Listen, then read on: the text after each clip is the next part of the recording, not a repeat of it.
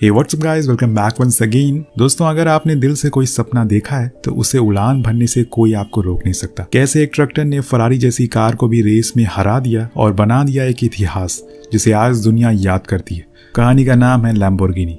तो कहानी की शुरुआत में हम दो सुपर कार को देखते हैं जिसका नाम हमें शायद बताने की जरूरत ना पड़े। एनजो फरारी के मालिक और लैम्बोर्गिनी सुपर कार के मालिक दोनों ही एक रोड पर अपनी कार के साथ होते हैं और रेस लगाने के लिए तैयार थे, और अगले ही पल दोनों की कार हवा में धुएं की तरह गायब हो जाती है। अब यहाँ से हम उस समय में आते हैं जब वर्ल्ड वॉर 2 खत्म हो चुका है। बस से उतरते हुए सोल्जर जो जंग से वापस अपने घर इटली आ गए, दोनों ही बहुत खुश होते हैं। फ्लोरेंशियो लैम्बोर्गिनी और उसका दोस्त मैथ्यू दोनों कई साल से एक साथ हैं और अच्छे दोस्त भी हैं। फ्लोरेंशियो सबसे पहले अपनी गर्लफ्रेंड क्लेयर से मिलने के लिए जाता है, जो उसे देखकर बहुत खुश होती है। उसके बाद वो अपने घर जाता है जहां उसका परिवार उसे देखकर बेहद ही खुश था, खासकर उसके डैड, क्योंकि उनका बेटा जंग से सही सलामत वापस लौट आया। अब एक दिन जब वो अपने डैड के साथ उनके फार्म पर होता है तो वो उन्हें अपने सपने के बारे में बताता है कि वो एक ट्रैक्टर फैक्ट्री खोलना चाहता है। पर उसके डैड को ये बात सही नहीं लगती क्योंकि इसमें बहुत पैसे लगेंगे जो कि उनके पास नहीं है। लेकिन फ्लोरेंशियो के पास एक प्लान है। वो मैथ्यू के साथ एक कार रेस में हिस्सा लेगा और उसे जीत कर वो उसे पैसे मिलेंगे, और उसे जीत कर जो पैसे मिलेंगे उसकी मदद से वो अपना पहला ट्रैक्टर बनाएगा। फिर उसे बैंक वालों को दिखाकर कुछ लोन ले लेगा जिससे कि उनकी कंपनी शुरू हो जाएगी। पर उसके डैड को यह बात बिल्कुल भी पसंद नहीं आती और इसीलिए वो उसके मुंह पर बोल देते हैं कि तुम इसमें अपना पैसा, अपना वक्त, सब कुछ बर्बाद कर रहे हो। इससे अच्छा है कि आओ हमारे साथ फार्मिंग करो। लेकिन दोस्तों, वो कहते हैं ना कि आपकी फैमिली में एक ऐसा इंसान जरूर होता है जो अपनी गरीबी की रेखा को लांघ कर और कुछ बहुत बड़ा कर जाता है। फ्लोरेंशियो की भी यही सोच थी। वो अगले दिन एक बेकार सी कार को थोड़ा मॉडिफाइड करता है और उसे रेस में उतर जाता है। पर वहां पर जब उसकी नज़र मर्सिडीज और फरारीज की कार पर पड़ती है तो वो हैरान रह जाता है, क्योंकि वो उनकी कार से बहुत ही बेहतर थी। लेकिन वो फिर भी हार नहीं मानता और रेस शुरू कर देता है। अब कुछ दूर तो वो तगड़ा कंपटीशन उन्हें देता है, लेकिन फिर इनकी कार का जुगाड़ू इंजन बोल जाता है और उसकी कार जाकर मर्सिडीज कार से टकरा जाती है। इसमें दोनों को ही चोट लगती है और ये रेस भी हार जाते हैं। फ्लोरेंशियो को कहीं ना कहीं अपना सपना बिखरता हुआ नजर आ रहा था, क्योंकि अब उसके पास पैसे भी खत्म हो गए। जो कुछ भी उसने जमा किए थे वो सारे खर्च हो गए। अब निराश होकर वो क्लेयर के घर जाता है, जहां वो आज के दिन के बारे में बताने लगता है कि उसने वहां पर एनजो फरारी को भी देखा जो उसके आइडल है, लेकिन एक दिन वो उनसे भी आगे निकल जाएगा। वही बातों बातों में क्लेयर उसे बताने की कोशिश करती है कि वो मां बनने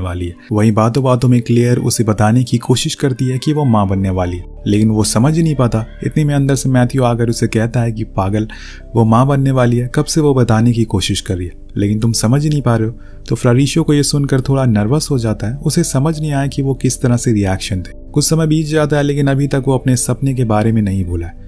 इसीलिए अपनी आखिरी उम्मीद लेकर वो अपने पिता के पास जाता है और उनसे कहता है कि उसे कुछ पैसों की जरूरत है। वो उसे अपना वॉलेट निकाल कर दे देते हैं, लेकिन फ्लोरेंशियो को इतने पैसों में कुछ नहीं होने वाला। इसीलिए वो उनसे कहता है कि मैं आपसे वादा करता हूँ कि जब भी मेरे पास पैसे आएंगे मैं आपके सारे पैसे इंटरेस्ट के साथ लौटा दूंगा।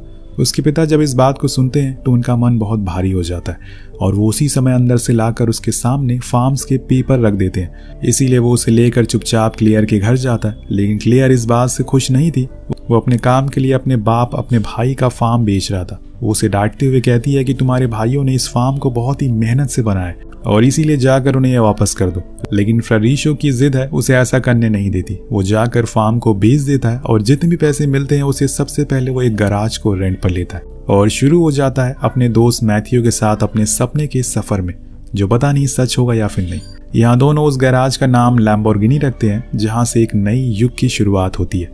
एक ऐसा नाम जो आज के समय पे हर मिडिल क्लास इंसान के जुबान पर है। उन्हें अपनी जिंदगी में एक बार तो लैम्बोर्गिनी को चलाना ही है, चाहे वो रेंट की ही क्यों ना हो। वैसे आपकी कौन सी कार फेवरेट है, नीचे कमेंट करके जरूर बताएगा। कहानी आगे बढ़ती है। फ्लोरेंशियो ने गैराज में बैठकर एक मॉडल को तैयार किया है जिसमें उसने अपने सबसे पहले ट्रैक्टर के बारे में सब कुछ बता रखा था। वो मैथ्यू को बताता है कि हम 2 हाइब्रिड फ्यूल टैंक को यूज करेंगे, जैसे कि हमारी फ्यूल की बचत होगी, क्योंकि जब इंजन स्टार्ट होगा तो हम सबसे पहले गैसोलीन को छोड़ेंगे और फ्यूल ऐसा करने में फ्यूल की बचत भी होगी।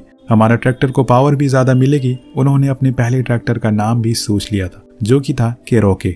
नेक्स्ट डे वो लोग एक कबाड़ी के पास जाते हैं, जहां पर उन्हें एक ट्रक दिखाई देता है जो कि उनके काफी काम आने वाला था, और इसीलिए वो तुरंत ही उसे कम दाम पर खरीद लेते हैं और अपने गैराज ले आते हैं। वही मैथ्यू को हर दिन एक लड़की दिखाई देती है जो उनके गैराज के सामने बस से उतरती है। वो उसे पसंद भी करता है, लेकिन कभी इस बारे में उसे बता नहीं सका। जब इस बारे में फ्लोरिशो को पता चलता है, वो एक दोस्त होने के नाते उसकी मदद करता है और उसे समझाता है कि तुम्हें उससे बात करनी होगी। लेकिन मैथ्यू इन सब मामलों में बहुत ही ज़्यादा डरता है, इसीलिए वो नहीं चाहता।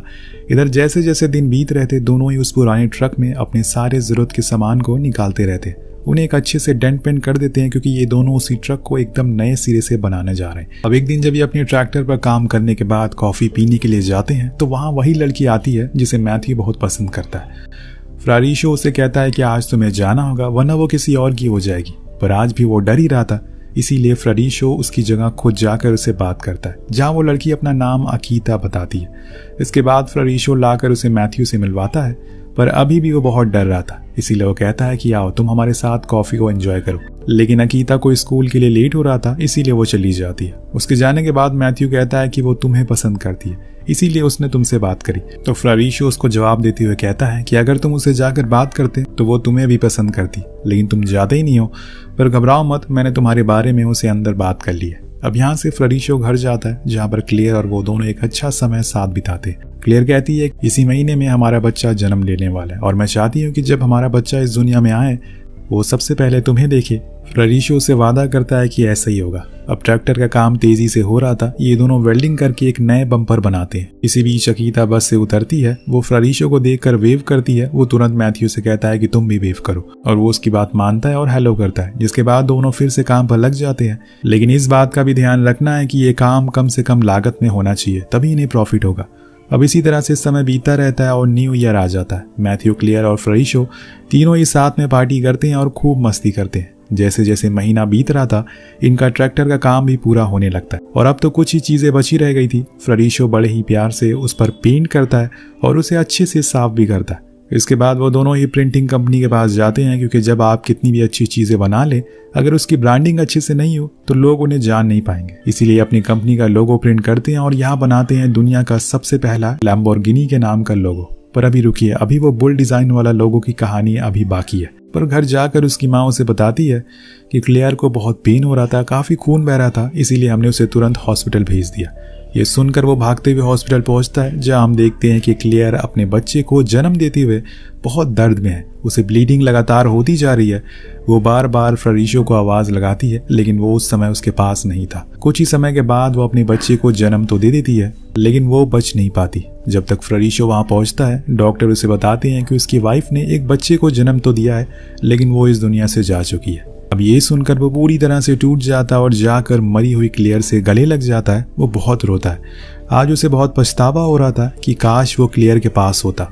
वो इसी गुस्से में जाकर अपने गैराज में सारी चीजों को तोड़ने लगता है, क्योंकि वो क्लेयर से किए हुए वादे को भी पूरा नहीं कर सका। यहाँ तक कि वो अपने बनाए हुए ट्रैक्टर को तोड़ने के लिए हथौड़ा उठाता है, पर फिर उसे अपने पिता का चेहरा याद आ जाता है, जिन्होंने अपना फार्म बेचकर उसके लिए पैसों का इंतजाम किया था। कम से कम वो उनका सपना तो तोड़ नहीं सकता, इसीलिए वो रुक जाता है। अब वो अपनी जिंदगी में अकेला हो चुका था। अगले दिन वो बैंक जाकर वहाँ के मैनेजर को अपने ट्रैक्टर के बारे में बताता है और कहता है कि मार्केट में मिल रहे सारे ट्रैक्टर से मेरे बनाए हुए ट्रैक्टर भी सस्ता है और टिकाऊ है। क्या मुझे इसके बदले में लोन मिल सकता है? मैं और भी ऐसे ट्रैक्टर बनाना चाहता हूँ। अब यहाँ से सीन शिफ्ट होकर पहुंचता है मैथ्यू पर, जो अपने बनाए हुए ट्रैक्टर को साफ कर रहा था, कि तभी उसके पास फ्लोरिशो आता और उसे एक पेपर देता है, जिसके पढ़ने के बाद उसकी खुशी का कोई ठिकाना नहीं था। दरअसल बैंक वाले मान गए थे इन्हें लोन देने के लिए।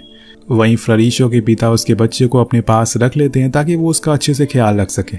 अब पैसे मिलने की खुशी में दोनों एक रेस्टोरेंट में जाते हैं, जहाँ पर मैथ्यू को फिर से अकीता दिख जाती है। वो उसे देखकर बहुत ही ज्यादा शर्माने लगता है, तो उसका दोस्त कहता है कि अगर ऐसा ही चलता रहा तो वो किसी और की हो जाएगी, इसीलिए मैं बाहर जा रहा हूँ, तुम जाकर उससे बात करो। अब फ्लोरिशो बाहर चला जाता है, लेकिन उसकी आंखों में आंसू थे। वो लोन मिलने से वो बहुत खुश तो था, लेकिन साथ में दुखी भी था, क्योंकि उसकी कामयाबी को देखने के लिए उसकी पत्नी उसके साथ में नहीं है, क्लेयर।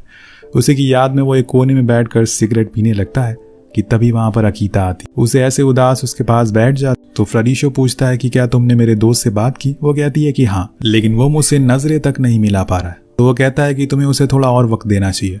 लेकिन अकीता कहती है जिसे मैं ढूंढ रही हूँ वो तुम हो, ना कि तुम्हारा दोस्त। वो ये बोलकर उसके और करीब आ जाती है, जिससे फ्लोरिशो समझ जाता है कि वो मैथ्यू को नहीं बल्कि उसे पसंद करती है।